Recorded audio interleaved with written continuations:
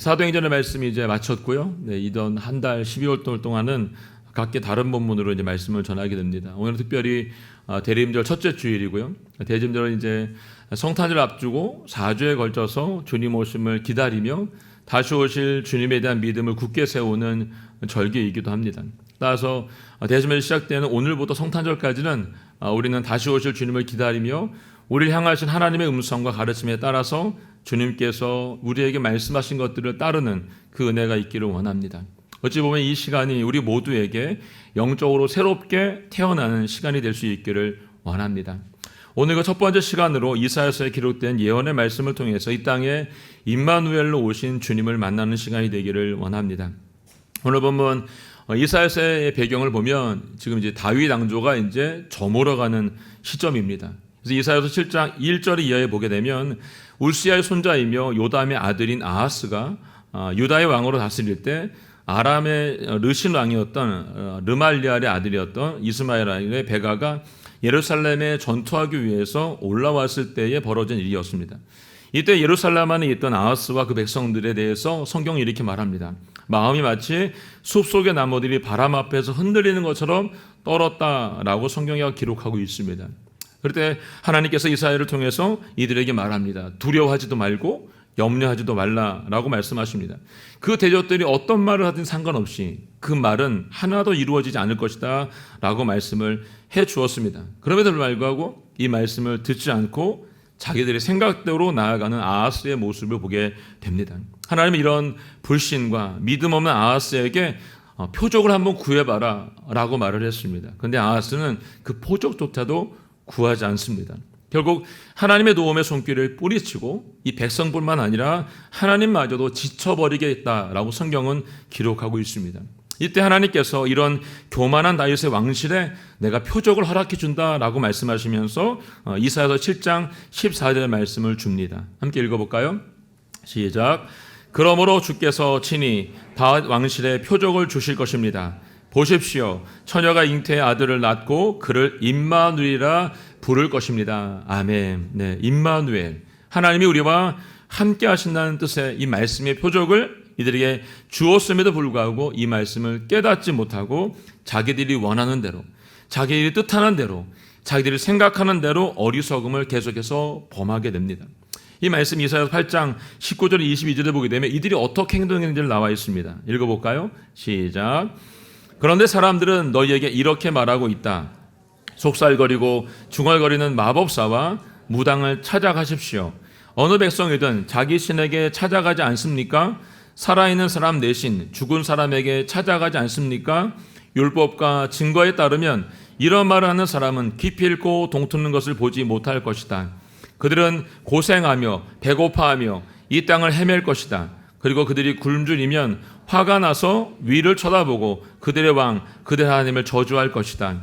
그러고는 땅을 굽어보겠지만 고통과 어둠과 괴로움과 암흑밖에 없고 마침내 그 짙은 어둠 속으로 내쫓길 것이다. 아멘. 네. 하나님께서 도와주겠다고 말씀해 주었는데도 불구하고 속살거리고 중얼거리면서 마법사와 무당을 찾아갔다라고 말하고 있습니다. 살아계신 하나님 앞에 엎드리지 않고 죽은 자들에게 찾아가고 있는 이 어리석음을 보게 됩니다. 결국 그들에게 굶주림과 화가 위로부터 내려오고 그들에게 하나님의 저주가 임하게 된다라고 말씀을 했습니다. 살아계신 하나님을 찾지 않고 자기 스스로가 신이 된 이 백성에게 하나님께서 지금 저주하신 거죠. 아무것도 찾을 수가 없게 만들어 버립니다. 오늘 성경에 보면 마치 캄캄해서 앞을 볼 수 없어 손으로 가면서 더듬어서 길을 찾아야 될 정도로 아무것도 볼 수 없는 상황, 그런 방황하는 상황이 되었습니다. 이런 상황은 악인에게 보면 어찌 보면 당연한 일인지도 모르겠습니다. 그러나 하나님의 선택을 받았던 이 백성에게는 그렇지 않았습니다. 하나님의 백성인 이들에게 하나님께서는 다시 위로해 주심으로 그 환난으로부터 건져줄 수 있다라는 힘을 주십니다. 시편에 보게 되면 112편 4절에 보니까 이 의인에 대해서 이렇게 말합니다. 어둠 속에서도 빛이 일어나 정직한 사람들을 비출 것이니 그는 은혜를 베풀 줄 알고 인정 많고 의롭구나 라고 말씀해 주었습니다. 어둠에 있지만 빛 가운데 정직한 자를 비춰준다라고 말하고 있습니다. 고린도서 4장 9절에 보면 이렇게 써 있습니다. 핍박을 당해도 버림받지 않고 넘어뜨림을 당해도 망하지 않는다라고 말씀했습니다. 하나님의 선택을 받은 그들에게는 핍박이 온다 할지라도 버리지 않고 넘어진다 해도 망하지 않게끔 해주겠다라고 말씀하십니다. 이 하나님이 이사야서 40장 7절로 보면 이렇게 써 있습니다. 함께 읽어볼까요? 나는 빛도 지었고 어둠도 만들었으며 평화도 만들었고 재앙도 일으켰다. 나 여호와가 이 모든 일을 한다. 아멘. 네, 모든 것이 암흑밖에 보이지 않는 이 땅 가운데 답답하고 빛이 보이지 않는 그곳에 주님이 이 빛을 창조하셨고 빛과 어둠 가운데 모든 일을 하고 있다라고 지금 말씀해주고 계십니다. 바로 이때 하나님께서 다시 돌아봐라, 내게 돌이키라 라는 말씀하시고 그 음성을 듣는 백성들에게 그 명령에 순종하여 하나님께 나아가는 그 백성들에게 이와 같이 하시겠다라고 말씀하십니다. 그 말씀이 오늘 읽었던 9장 1절의 말씀입니다. 함께 읽어볼까요? 9장 1절 시작. 그러나 교통을 갖고 있는 사람들에게 어둠은 이제 사라졌다. 전에는 그가 스불론 땅과 납달리 땅이 모욕을 당하도록 내버려 두셨지만 이로는 바닷길과 요단강 저편의 땅과 이방 사람들이 사는 갈릴리를 영광스럽게 하셨다. 아멘. 네. 하나님의 성을 듣고 하나님께 돌이켰을 때 어떤 변화가 일어났는지 오늘 주님께서 분명하게 말씀해주고 있습니다. 사방이 막히고 모욕을 당하고 버림을 당했던 그 순간에 하나님께서 그들을 돌아보시게 했습니다. 그전에는 버려진 것 같고 그전에는 고통 가운데 있던 땅이었지만 주님이 그들을 돌아보고 그들에게 임재하시게 되자 그 땅 가운데 평강이 임하게 됐습니다. 그렇죠. 돌이키는 것은 무엇이고 하나님을 따르는 것은 무엇이고 그리고 이들이 구원을 받는 것은 무슨 의미일까요, 여러분? 그들이 이전에는 전쟁으로 인해서 나라가 망하고 폐허가 되었고 노예로 끌려가서 어두운 가운데 살았을지 모르지만 이제 돌이키게 되자 주님의 빛으로 인도를 받게 되었고 그 빛 가운데로 걸어가게 되었습니다. 이 백성들이 주님을 따르지 않았을 때는 태양의 빛과 등불이 아무리 밝게 비춰도 여러분 영적인 어둠 속에 살아갈 수밖에 없었습니다. 그러나 주님의 부르심에 순종하고 그분을 따라가게 되자 이 어둠이 사라지고 영적인 빛 가운데 나아갈 수 있도록 길을 열어주신 겁니다. 이제 어둠 속에 있던 이 백성들에게 큰 빛이 임하게 되고 이 큰 빛을 만나게 됩니다. 그 말씀이 2절에 나와 있죠. 읽어볼까? 2절 시작. 어둠 속에서 걷던 백성이 큰 빛을 보았고 죽음의 그림자가 드리운 땅에 사는 사람들 위에 빛이 비쳤다. 아멘. 예. 이 구원의 시작이 선포되자 그곳에 지금 큰 빛이 임했다라고 말씀하십니다. 이전과 같은 그런 어둠 때에는 없어진다는 것이죠.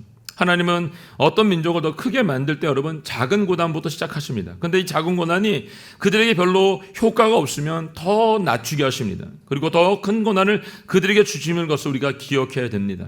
왜냐하면 하나님이 심판하신다는 것은 목적이 있는 겁니다. 그리고 그 목적을 이루시기 위한 것이 하나님의 심판의 계획이죠. 스불론과 납달리 땅에 어둠의 때가 있습니다. 갈릴리에 괴로움과 그 어둠이 있습니다. 그들이 무지해서 율법과 증거의 말씀을 따라 말하지 않았다고 말합니다. 그들 속에 이 빛이 없어지게 되자 외적으로도 환난 가운데 어려움 가운데 빠지게 되고 더 깊은 어둠 속에 빠지게 됐다라고 말합니다. 그들에게 이 어둠이 있을 때에 참신이 그들에게 없었고 여러분 그들에게 바르게 할 수 있는 제사장도 없었다라고 성경은 얘기합니다. 그러자 그곳에 평안이 없었다는 거죠. 그러나 이 어둠이 사라지고 큰 빛이 그들에게 임하게 되자 그 빛이 그들을 비추게 되고 그것을 보았다라고 성경은 얘기합니다. 우리는 구원의 시대를 살고 있습니다. 주님께서 빛으로 임마누엘로 이 땅에 오셨습니다.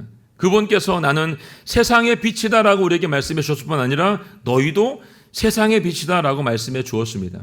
여러분 이 어둠 가운데 그분이 빛이라고 말씀하신 이유는 뭘까요, 여러분? 세상이 죄 가운데 빠져서 본질인 이 어둠 가운데 있었기 때문에 그렇습니다. 상성 여러분, 지금 우리가 살고 있는 이 세상을 어둠 가운데 있는 세상이라고 말하죠.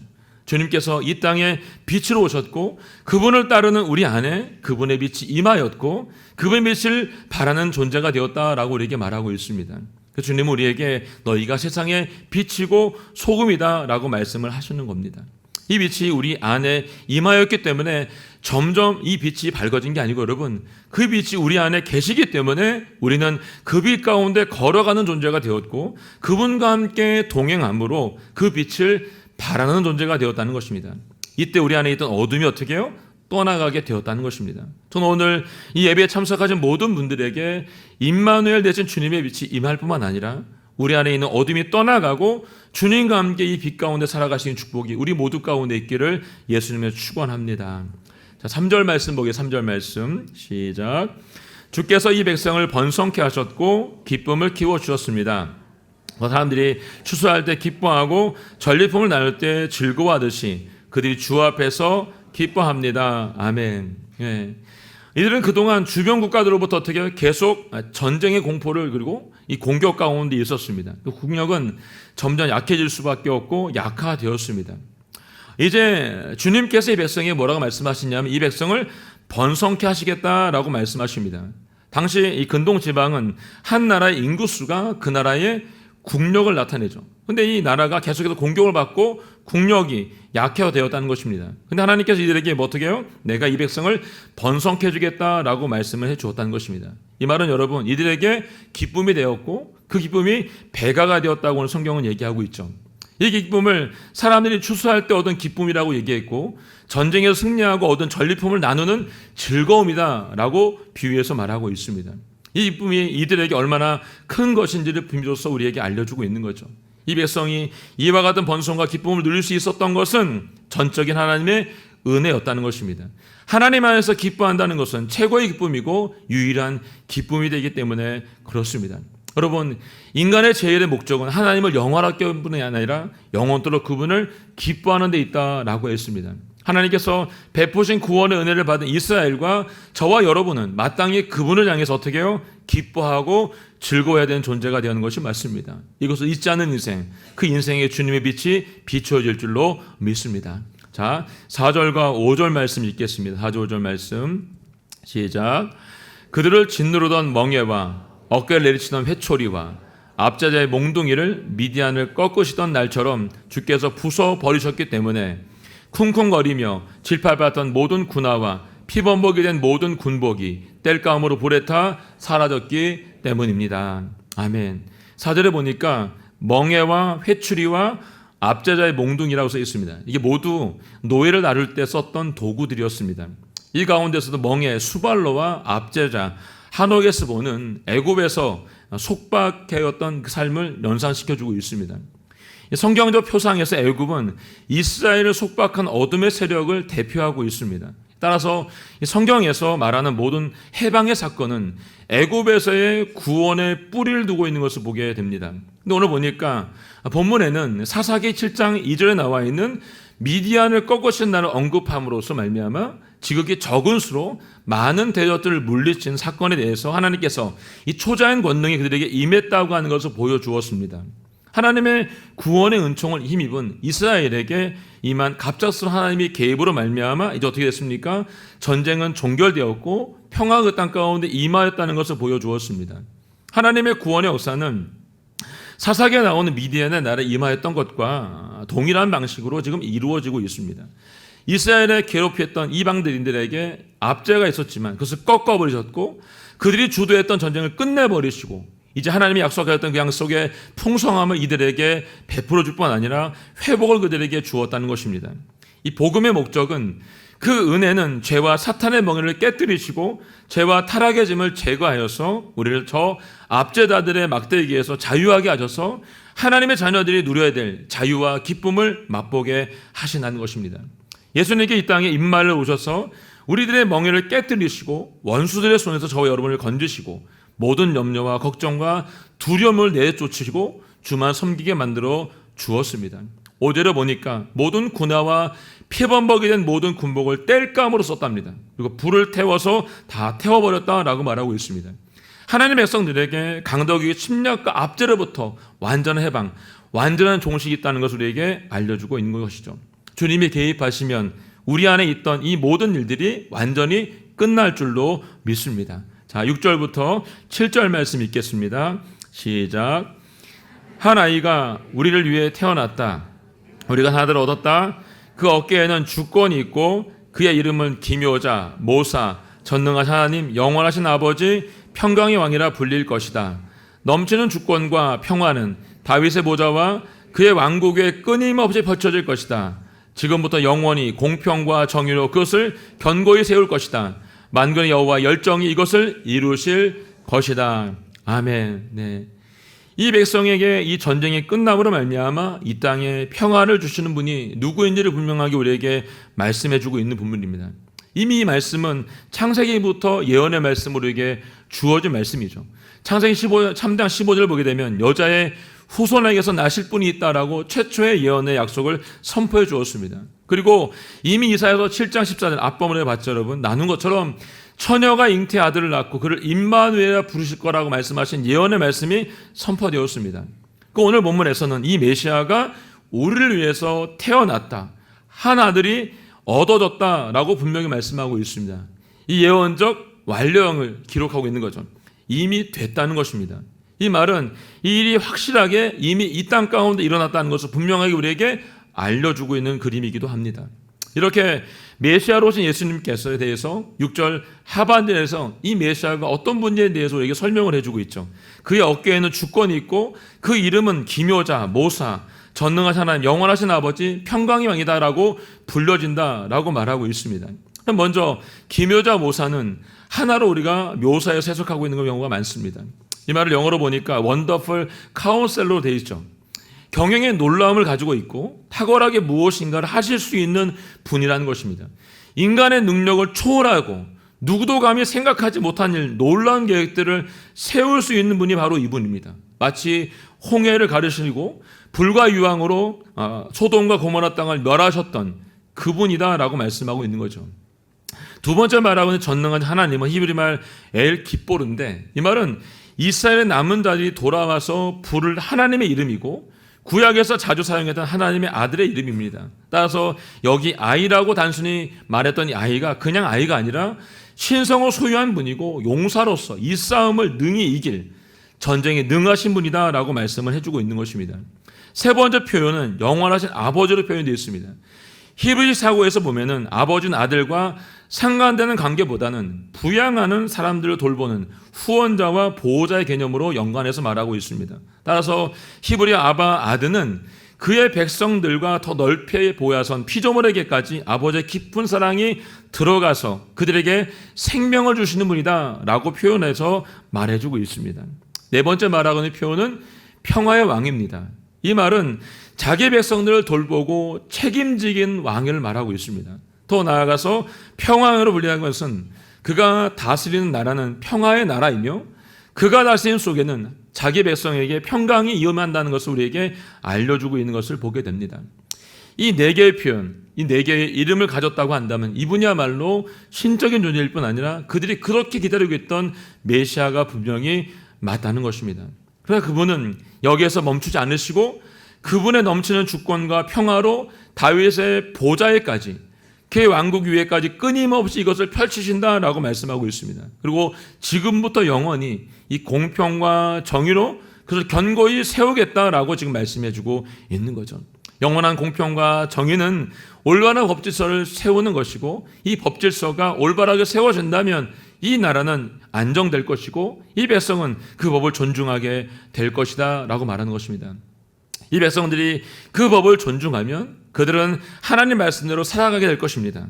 그 결과 그 땅에는 하나님 약속하신 이 복이 임하게 될 것입니다.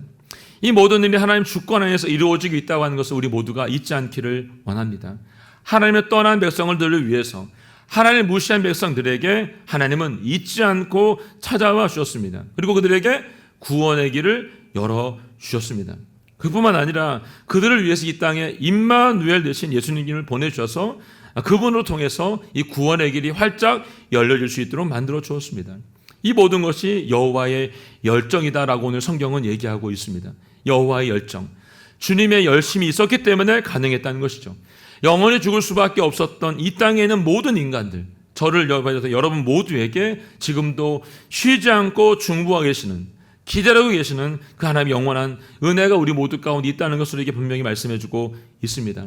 오늘 이사야서에 나오는 어리석은 백성들에게 진정한 전쟁의 종식과 완전한 평화를 위해서 이 땅에 이 메시아를 보내주었다라고 약속해주고 있습니다. 오늘 우리는 대리임절 첫째 주간을 맞이했습니다. 저는 매일매일 주님 오심을 기다리는 신부와 같이 예수님을 더 깊이 알아갈 수 있는 내가 우리 모두 가운데 있기를 원합니다. 그뿐 아니라 여러분들이 손을 내밀어서 그분을 만질 수 있는 축복이 우리 모두 가운데 있기를 원합니다. 그렇게 우리가 한 주 한 주 말씀을 보면서 주님 앞으로 한 발 한 발 더 가까이 나아갈 수 있기를 원합니다. 그리고 그 주님을 만나서 오늘 여기 이사야서 말씀하고 있는 것처럼 모든 전쟁이 끝나고 주님의 평화가 임하였던 것처럼 우리 삶 가운데 진정한 평화가 임할 수 있기를 예수님의 이름으로 선포합니다. 함께 찬양하고 기도하도록 하겠습니다. 오늘 찬양은 당신은 영광의 왕, 당신은 평강의 왕이십니다. 당신 하늘과 땅의 주이시며 당신은 정의의 아들이십니다. 천사가 무릎 꿇고 예배하고 찬양합니다. 영원의 생명의 말씀이 우리 안에 임하게 하여 주십시오. 이 찬양 함께 주님 앞에 드리고 기도하도록 하겠습니다.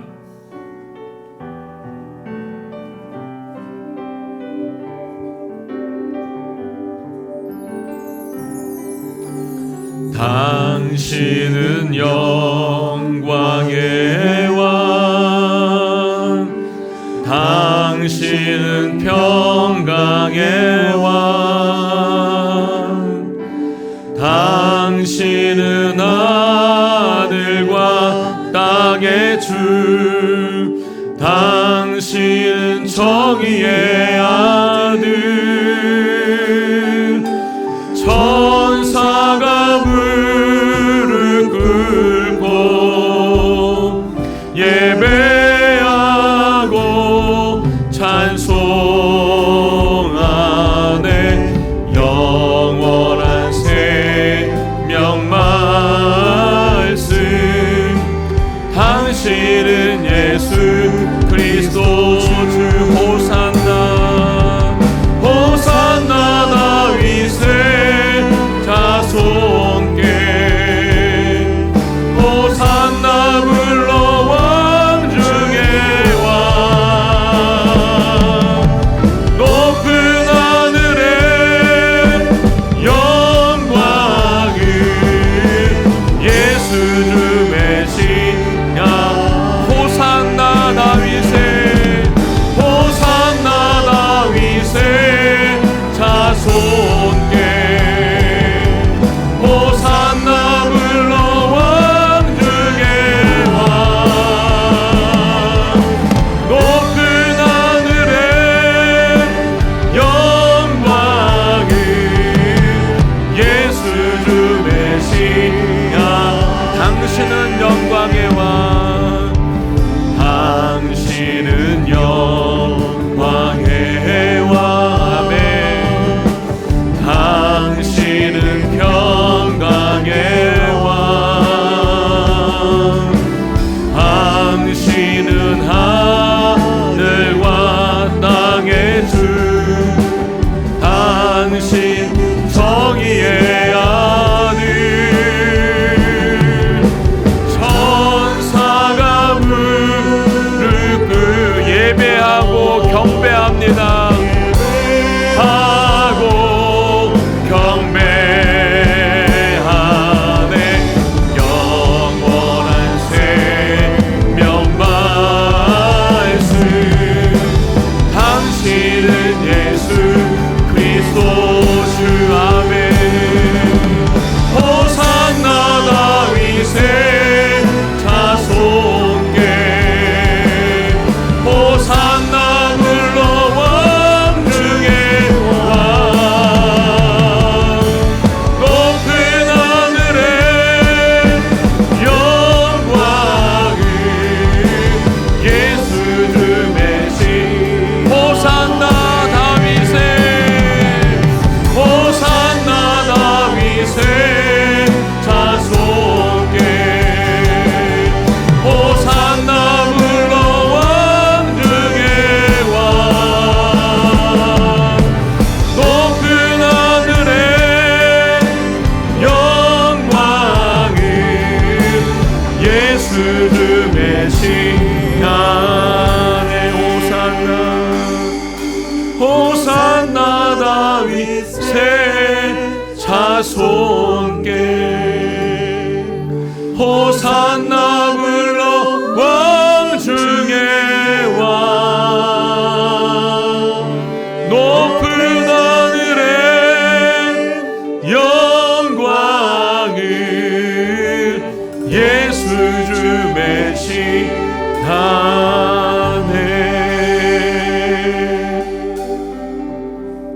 불순종한 이 백성을 위해서, 영원히 멸망 가운데 빠져 죽을 수밖에 없는 이 백성을 위해서 임마누엘로 우리 가운데 임하여신 주님의 이름을 찬양합니다. 하나님의 그 변함없는 사랑, 그 열정이 이 시간 이곳에도 함께 부어지기를 원합니다. 하나님 아버지, 다윗의 그 말년에 이들에게 예언의 말씀을 통해서 다시 오실 그 주님을 말씀해 주었습니다. 하나님 아버지, 이 땅에 주님이 임재하여 주셨습니다. 기묘자로, 모사로, 전능하신 하나님으로, 영원하신 아버지로, 평화의 왕으로 이 땅에 오셨습니다. 주님, 우리에게 오신 이 예수님을 잊어버리지 않기를 원합니다. 꼭 붙잡고 나아가기를 원합니다. 이번 한 주간 그 주님을 더 깊이 만날 수 있는 시간 될 수 있도록 도와주시고, 우리의 손 내밀어 주님과 함께 호흡할 수 있는 시간 될 수 있도록 도와주시기를 간절히 소원합니다. 아버지 하나님, 어리석은 자리에, 미련한 자리에, 우둔한 자리에 있지 않도록 도와주시고, 주님이 찾으시는 바로 그 자리에 예배대로 살아갈 수 있도록 도와주시기를 원합니다. 이번 한 달 동안 이 대전절 기간을 통해서 주님을 더 깊이 알아갈 수 있도록 도와주시고, 주님과 깊이 만난 역사가 일어날 수 있도록 도와주시옵소서. 오늘 주님 우리 가운데 임재하여서 오직 주님의 뜻만을 바라볼 수 있도록 도와주시고, 내 안에 임하여신 임마누엘 하나님 바라볼 수 있도록 도와주시고 인도하여 주시옵소서. 같이 모여가며 기도하며 나아가겠습니다. 주여,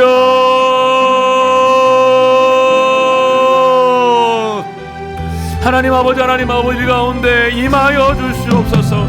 우리 가운데 임재하여 주시옵소서.